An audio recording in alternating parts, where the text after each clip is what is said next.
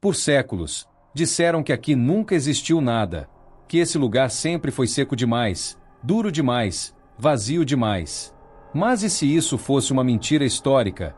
E se, bem no coração da Caatinga brasileira, onde hoje muitos enxergam apenas terra rachada, pedras e silêncio, tivesse existido uma sociedade humana organizada, antiga e sofisticada, apagada da memória coletiva? Uma civilização que deixou marcas tão profundas que ainda hoje estão gravadas nas rochas, mas que quase ninguém aprende na escola. Quem eram essas pessoas? Por que desapareceram? E por que essa história quase nunca é contada? Hoje, você vai descobrir a civilização esquecida da Caatinga. E por que ela muda tudo o que pensamos sobre o passado do Brasil. Você está no Ecos da História, onde curiosidades escondidas do passado ganham vida diante dos seus olhos. Se você gosta desse tipo de revelação histórica, já aproveita e se inscreve para não perder as próximas descobertas, que vão surpreender você. Durante séculos, a Caatinga foi apresentada como um espaço sem história, um lugar que existia apenas para ser atravessado, suportado ou evitado. Pouca água, sol intenso, vegetação espinhosa. Na cabeça de muita gente, isso significava uma coisa só: aqui ninguém teria conseguido construir nada relevante. Essa ideia foi repetida tantas vezes que virou verdade absoluta. Livros, aulas e até documentários trataram a região como um vazio humano, um cenário duro demais para sustentar sociedades organizadas. Mas será que o problema era o lugar, ou a forma como olhávamos para ele?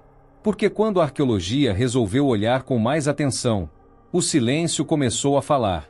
E o que surgiu debaixo da terra não foi pouca coisa: ferramentas, vestígios de fogueiras, abrigos, sinais claros de presença humana contínua.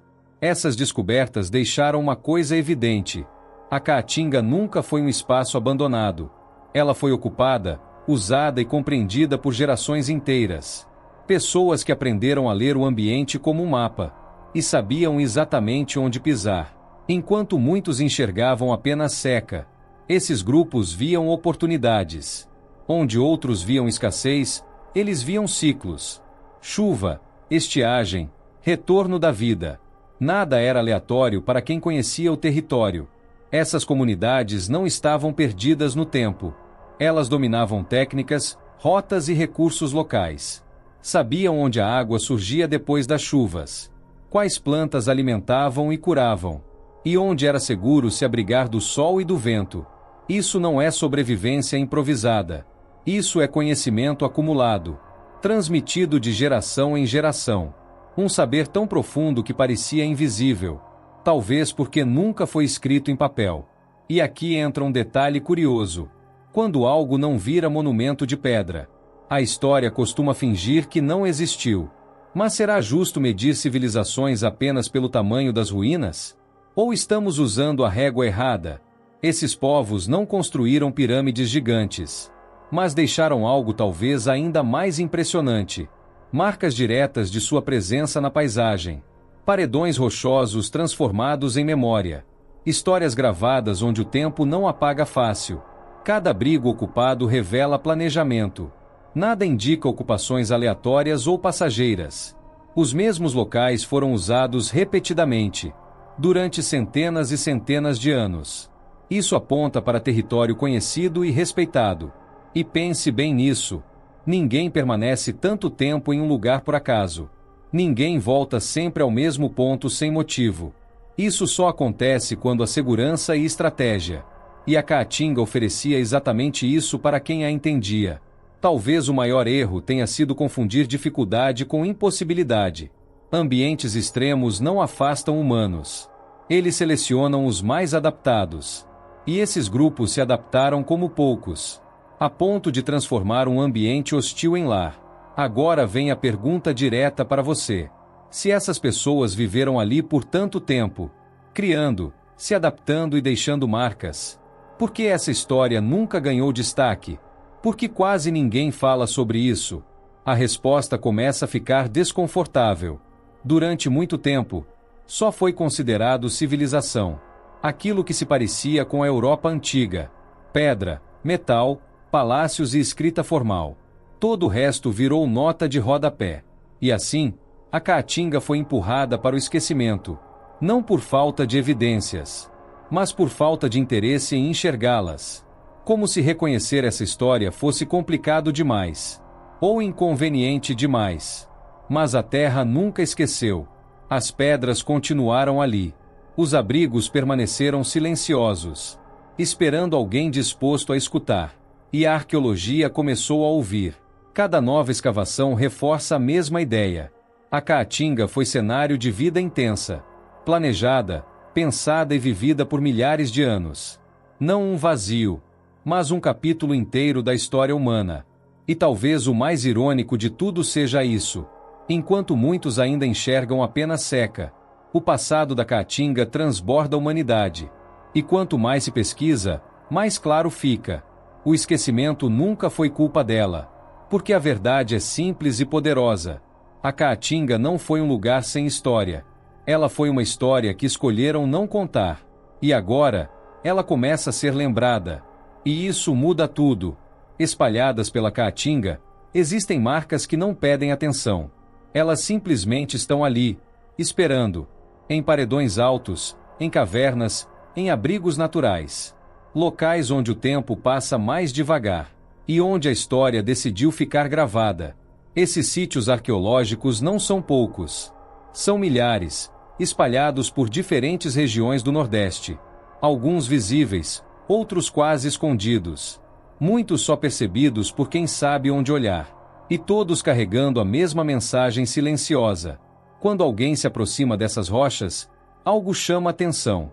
Não são rachaduras da pedra, nem marcas deixadas pela chuva ou pelo vento. São desenhos. Desenhos feitos por mãos humanas. Figuras humanas surgem em movimento. Algumas parecem correr, outras dançar. Abraços erguidos, corpos em grupo. Nada ali parece estático. Tudo parece contar uma ação. Animais também aparecem com frequência.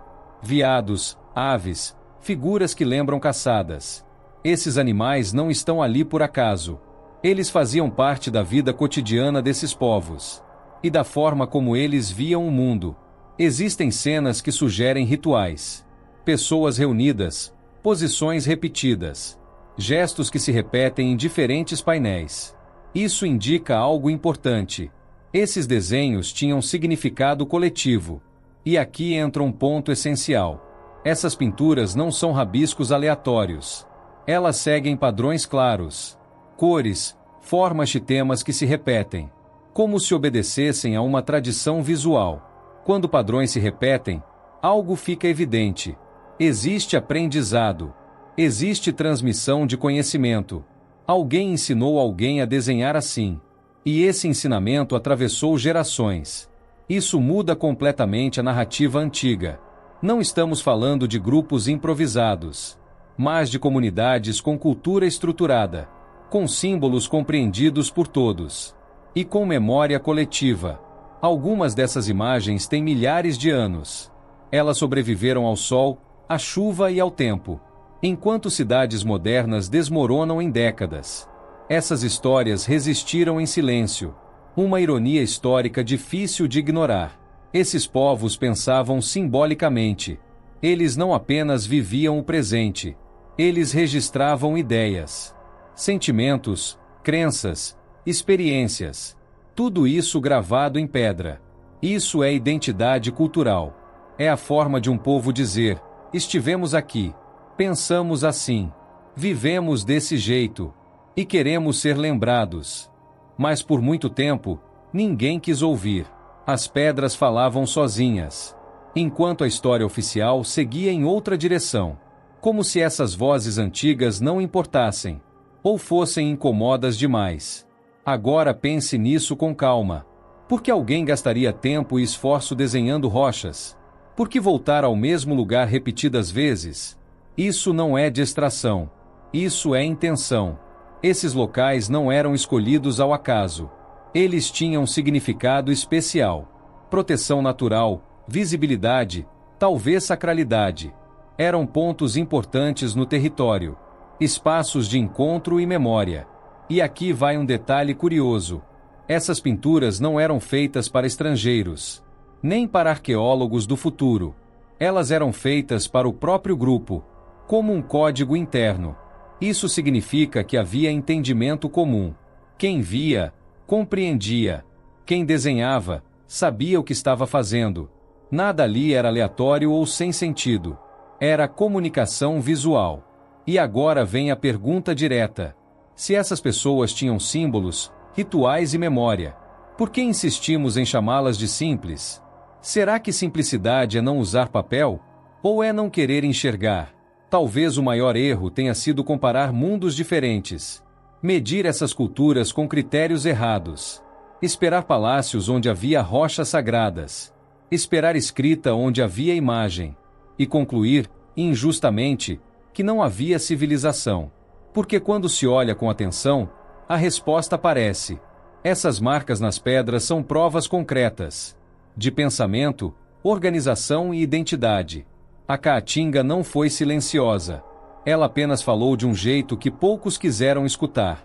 Os registros mais antigos mudam completamente a lógica tradicional. Grupos humanos já ocupavam áreas da Caatinga há milhares de anos. Muito antes de qualquer ideia de ser tão vazio. Eles estavam ali quando o clima era diferente. E continuaram mesmo quando tudo mudou. Esses primeiros habitantes não chegaram por acaso. Eles escolheram permanecer. Voltaram aos mesmos territórios repetidas vezes.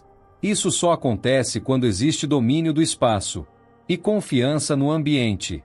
Costuma-se dizer que eram caçadores e coletores. Mas essa expressão engana mais do que explica. Ela passa a ideia de algo simples demais, quase improvisado. E isso está longe da verdade. Esses grupos dominavam técnicas refinadas de pedra. Sabiam escolher o material certo, modelar lâminas, raspadores e pontas. Ferramentas feitas para funções específicas. Nada era aleatório. Cada objeto revela planejamento. Cada lasca removida tinha propósito. Essas pessoas conheciam o que funcionava e o que não funcionava naquele ambiente. Isso é tecnologia adaptada. Eles também entendiam o tempo. Não o tempo do relógio, mas o tempo da natureza. Sabiam quando se mover e quando permanecer. As estações guiavam os deslocamentos. A chuva indicava oportunidades. A seca exigia estratégia. Nada era enfrentado às cegas. Tudo era observado com atenção. O conhecimento sobre plantas era profundo. Eles sabiam o que comer, o que curava, o que era perigoso e o que salvaria vidas em tempos difíceis. Fontes de água temporárias eram conhecidas. Algumas surgiam apenas em certos períodos. Outras duravam pouco.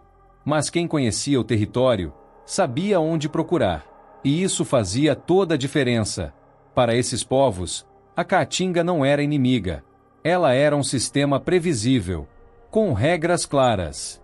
Quem aprendia essas regras sobrevivia. Quem ignorava não ficava. Isso levanta uma questão importante. Se tudo fosse tão hostil assim, por que permanecer por tantas gerações? Ninguém insiste em um erro por milhares de anos. A permanência prova adaptação.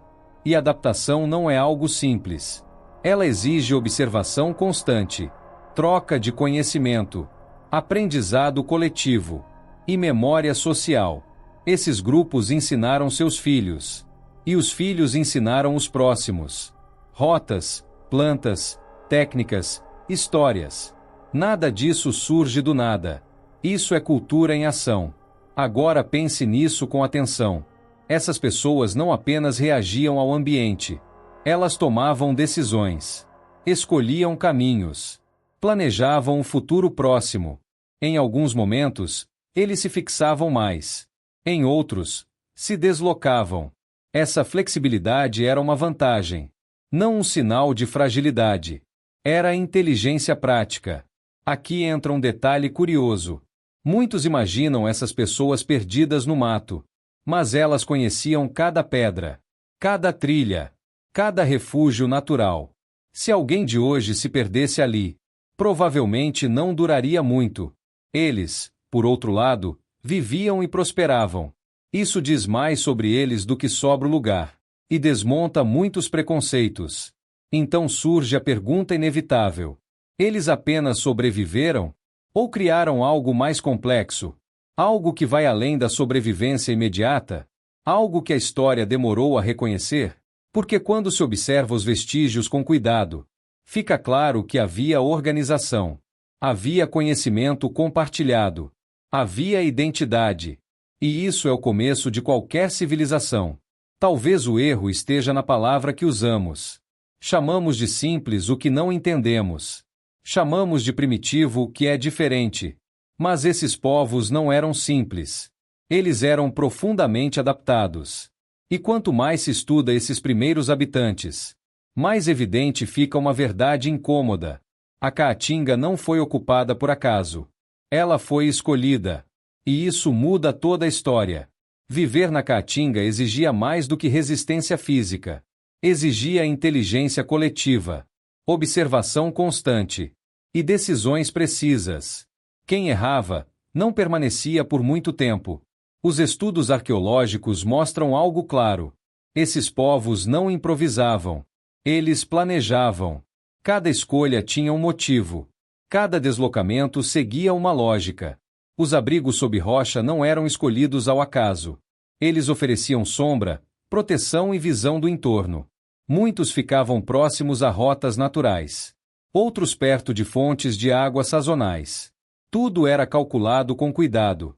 Esses locais eram usados repetidas vezes, ao longo de gerações, o que indica memória territorial. As pessoas sabiam onde voltar e quando voltar. A migração fazia parte da estratégia. Mas não era fuga. Era planejamento. Movimentos guiados pelas estações, pelo clima e pelos recursos disponíveis. Eles conheciam os ciclos da natureza. Sabiam quando o alimento seria abundante e quando seria escasso. Antecipavam mudanças e se preparavam para elas. Explorar o território em ciclos bem definidos exigia comunicação e organização. Todos precisavam entender o plano. Quem ficava, quem ia, quando voltar. Isso não acontece sem estrutura social. E então surgem novas evidências. Vestígios de cerâmica aparecem em alguns sítios. E isso muda muita coisa. Porque cerâmica não surge por acaso. Ela indica uma nova etapa cultural. A cerâmica permite armazenar alimentos, guardar sementes, transportar água e planejar além do dia seguinte. É um salto importante no modo de vida. Com ela, surge mais estabilidade. Alguns grupos passam mais tempo no mesmo local. As relações sociais se fortalecem. O conhecimento técnico se especializa. E a cultura se aprofunda. Produzir cerâmica exige aprendizado. Escolher o barro certo. Modelar, secar, queimar. Isso não se descobre sozinho. Isso se ensina. E quando algo é ensinado, significa que alguém domina aquela técnica. E que existe interesse em preservá-la. Isso revela transmissão cultural. Um sinal claro de sociedade estruturada. Nesse ponto, a Caatinga deixa de ser vista como limite. Ela se torna professora. Foi o ambiente que ensinou, que moldou decisões e orientou o desenvolvimento dessas comunidades. Ambientes extremos não impedem culturas. Eles selecionam estratégias eficientes. E quem se adapta melhor, permanece. Esses povos aprenderam rápido. E aprenderam bem. Aqui cabe uma reflexão curiosa. Se a Caatinga fosse impossível, por que tantas gerações ficaram ali? Ninguém insiste em um erro coletivo. Por milênios. A permanência é a prova final. Esses grupos não apenas sobreviveram. Eles se organizaram. Criaram soluções próprias. E transformaram o ambiente em aliado. Tudo isso aconteceu sem escrita formal. Sem monumentos gigantes. Sem deixar cidades visíveis do espaço. Mas deixou algo ainda mais duradouro. Uma adaptação perfeita ao território. Talvez por isso essa história incomode. Ela quebra a ideia de que progresso é igual para todos. Mostra que existem muitos caminhos culturais. Nem todos seguem o mesmo modelo. E todos merecem ser reconhecidos. E então vem o detalhe mais intrigante. Essas estratégias não surgiram de repente. Elas levaram tempo para se formar. Séculos de tentativa, erro e acerto.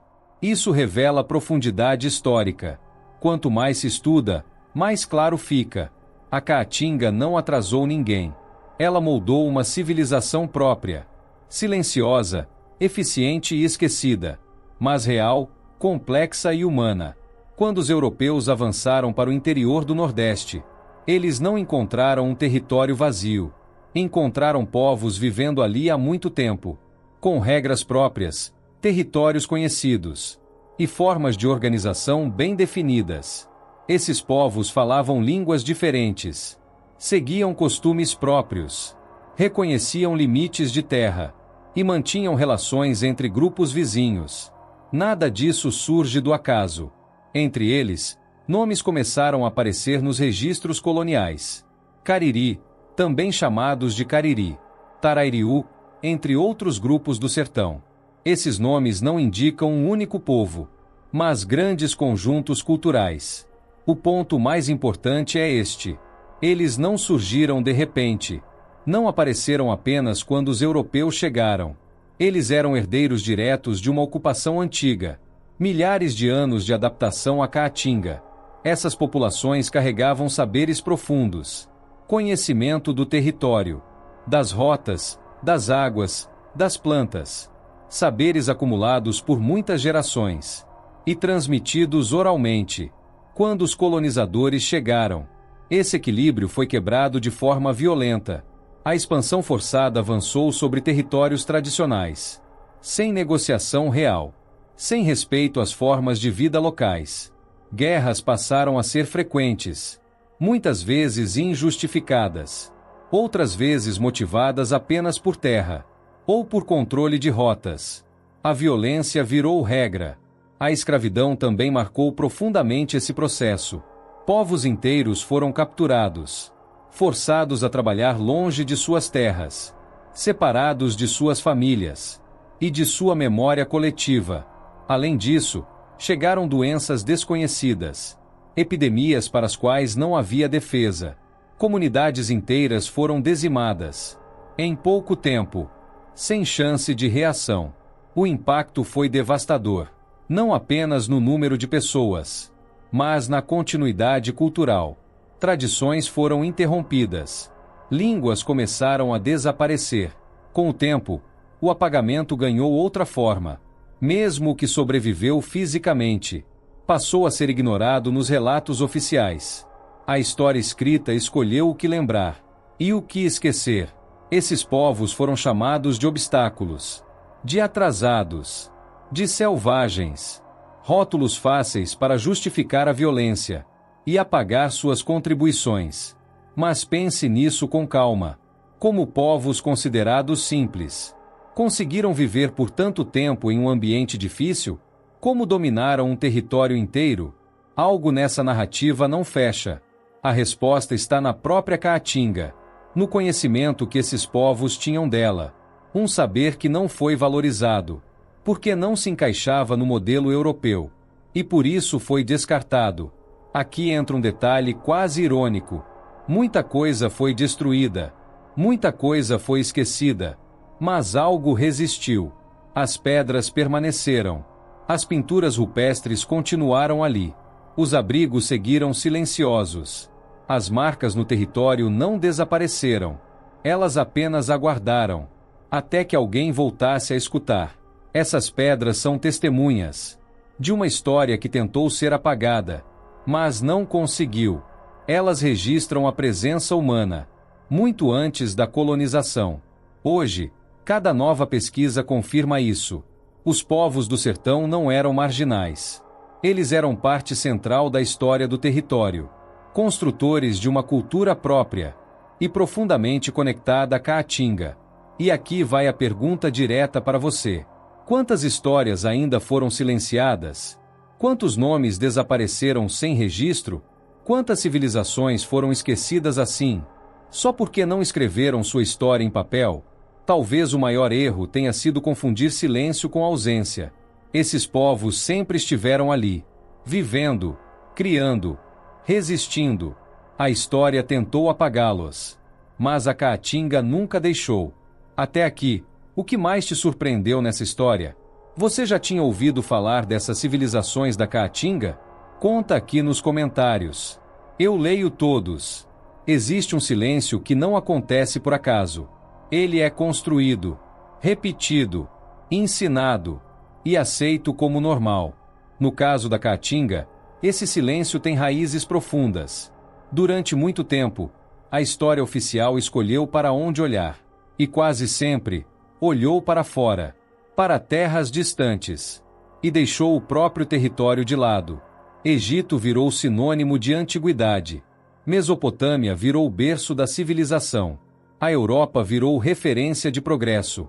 Enquanto isso, o Brasil antigo ficou em segundo plano, como se nada relevante tivesse acontecido aqui. Essa escolha não foi neutra. Ela moldou livros, aulas e discursos. Criou a ideia de que civilização só existe longe, e que aqui havia apenas atraso. Um erro repetido por gerações. Quando se fala em passado brasileiro, muita gente pensa logo em colonização, como se tudo começasse ali, como se antes não houvesse história. Mas isso simplesmente não é verdade. Civilizações floresceram neste território, em ambientes diversos, com soluções próprias, sem copiar modelos estrangeiros. E isso incomodou muita gente. Reconhecer essa complexidade exige revisão. Rever conceitos antigos. Rever preconceitos. Rever a ideia de vazio. E isso nem sempre foi conveniente. Porque admitir isso muda a narrativa. Mostra que o Brasil não começou do zero. Que havia conhecimento antes da chegada europeia. Que havia organização, cultura e memória. E isso quebra velhos discursos. Durante muito tempo, foi mais fácil ignorar, tratar essas sociedades como simples, como transitórias, como pouco importantes. Assim, o silêncio parecia natural. Mas pense comigo por um instante. Quantas histórias você aprendeu sobre a Caatinga antiga? Quantos povos indígenas do sertão você conhece pelo nome? Quantos livros destacam essas civilizações? O silêncio começa a ficar estranho. Esse apagamento não foi feito de uma vez.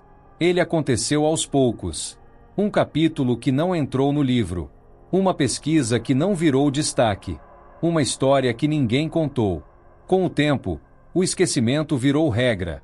E o que não é ensinado parece nunca ter existido. Mas a ausência nos livros não apaga a realidade. A arqueologia começou a romper esse silêncio, camada por camada, pedra por pedra, revelando que havia muito mais ali, e que sempre houve. Esse processo ainda está em andamento, ainda enfrenta resistência, porque mudar a história oficial incomoda. Ela tira certezas antigas e obriga a pensar diferente. Aqui cabe um toque de ironia. Durante séculos, disseram que não havia nada. E agora, descobertas surgem o tempo todo. Talvez o problema nunca tenha sido a Caatinga, mas a falta de vontade de olhar para ela. Reconhecer essas civilizações não diminui outras histórias. Não apaga Egito nem Mesopotâmia. Apenas coloca o Brasil no mapa do passado, onde ele sempre esteve. E isso muda tudo. Muda a forma como enxergamos o território, os povos indígenas e nossa própria identidade histórica. O silêncio começa a perder força. Hoje, cada sítio estudado fala mais alto. Cada pintura revela uma voz antiga. Cada ferramenta encontrada reforça a mesma ideia. A história estava aqui o tempo todo. Só não queriam escutá-la. E agora eu te pergunto diretamente: quantas histórias ainda estão enterradas? Quantas civilizações seguem esquecidas? Quantos silêncios ainda precisam ser quebrados? Será que estamos prontos para ouvir? Porque quando o silêncio histórico se rompe, o passado deixa de ser distante. Ele se torna presente. E a Caatinga deixa de ser margem. Ela volta a ser protagonista da própria história. Aqui está a verdade que muda toda essa história. A Caatinga nunca esteve à margem da experiência humana. Ela não foi um erro geográfico, nem um espaço esquecido por acaso. Ela foi escolhida, ocupada e compreendida.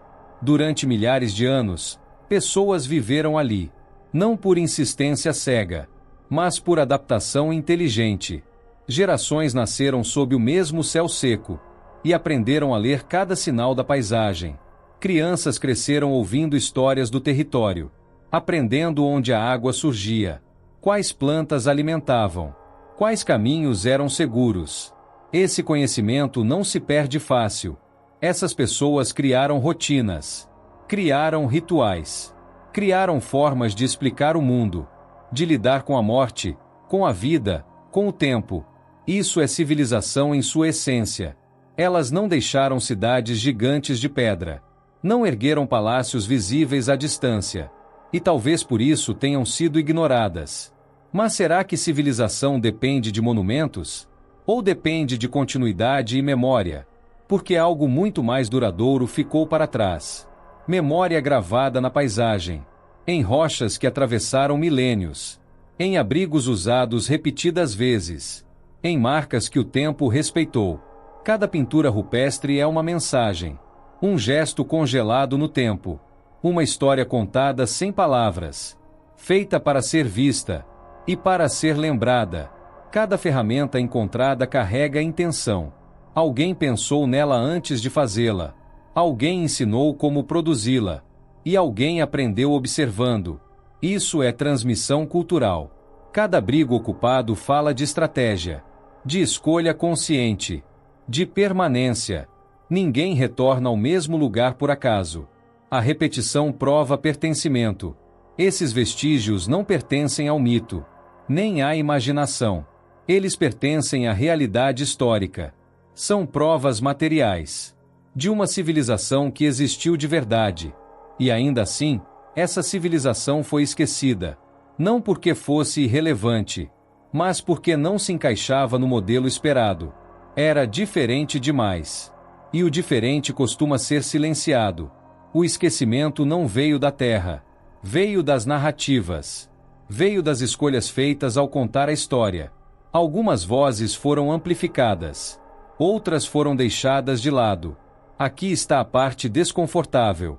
O silêncio não significa ausência, significa decisão.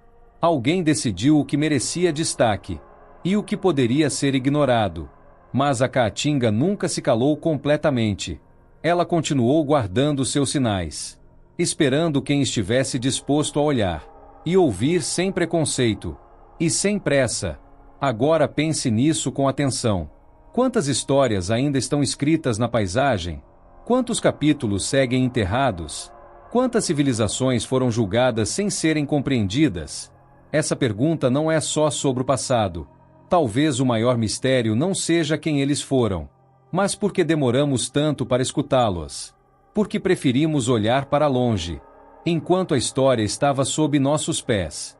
Silenciosa, mas presente. Reconhecer isso muda tudo. Muda a forma como vemos o território, os povos indígenas e a própria ideia de civilização. Ela deixa de ser única e passa a ser plural. A Caatinga deixa de ser cenário. Ela vira protagonista. Um espaço de criação humana profunda, de resistência cultural e de continuidade histórica. E talvez, só talvez, o maior legado dessa civilização esquecida não seja o que ela construiu, mas o que ela nos obriga a repensar, sobre quem somos e de onde viemos. Porque quando finalmente escutamos a Caatinga, ela não fala de abandono, ela fala de presença, de humanidade e de uma história que nunca deixou de existir. A história não desaparece, ela apenas fica em silêncio, até que alguém esteja disposto a ouvir. E a Caatinga ainda tem muito a revelar.